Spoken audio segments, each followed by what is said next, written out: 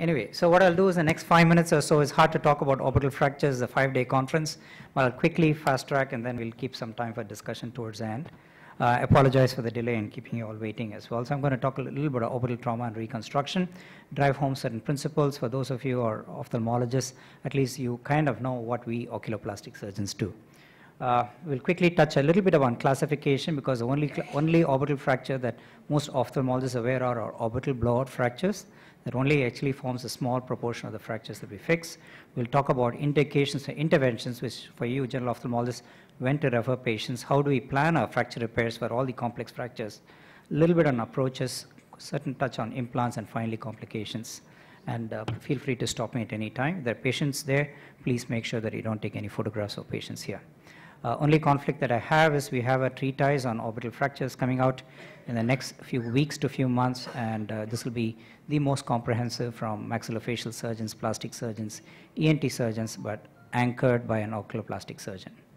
So when you talk about orbital reconstruction, there is anatomical reconstruction, which when done well used to results in good functional outcomes. But finally, what is most important, the patient, a traumatized eye, a traumatized patient, traumatized orbit, she will get back into society looking normal and feeling normal. And that's why there's onus upon us to deliver the highest possible outcomes for these patients.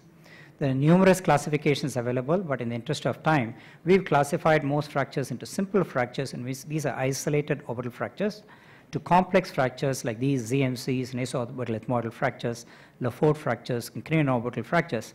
And the take-home message for most of you is, when you have fractures like these which involve the orbit, you have to be a member of the craniomaxillofacial team.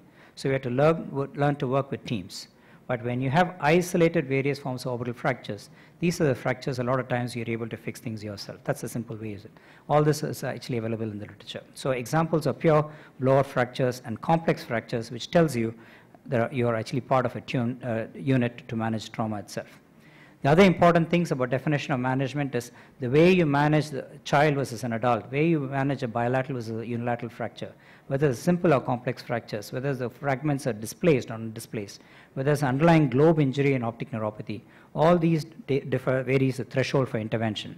That's why you as an ophthalmologist become the first port of call to tell a maxillofacial surgeon, a facial plastic surgeon, fix this, don't touch the patient, let me fix the globe, then you go fix it, okay?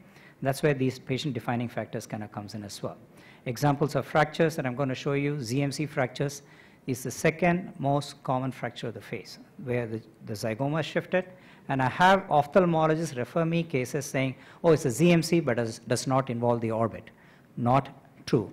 Zygoma is an inherent part of the orbit, and all zygomatic fractures are orbital fractures, and whether you're involved actively or passively is your oculoplastic surgeon's call.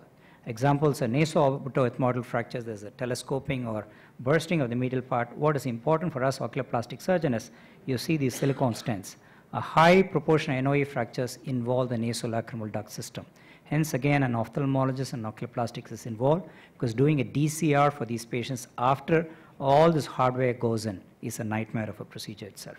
And of course, when you're involving cranioorbital or panfacial fractures, you don't even know where the orbit starts and orbit ends. And what to us defines the orbit is the position of the two globes as well. And that's what tells both the craniomaxillofacial surgeons and us that to direct how to fix the roof first, followed by the lateral wall, followed by the floor, followed by the medial wall. That's how you go ahead fix fractures. It's centered around the globes first, okay? Principles of management, life comes first, globe comes second, and then orbital thing. And this is again where you ophthalmologists become part of a team to tell those guys when to do certain things and when not to do certain things.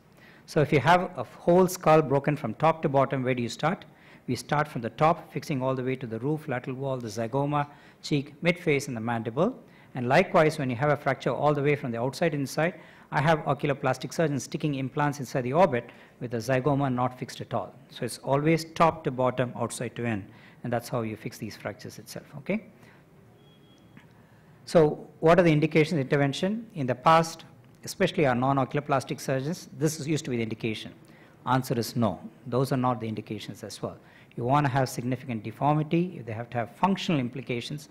Aesthetic implications come second or third. And the most important thing is before you touch the patient, make sure you have a direct, honest conversation with the patient, so it's an informed consent itself. So significant deformities like these are what needs to be fixed. And if you cannot fix them, at least find a surgeon in your region who can fix it for you as well, okay? So observations, small defects, one-wall deformities, there's no entrapment in a high-risk patient can be observed, but by default, most other patients usually require some form of intervention.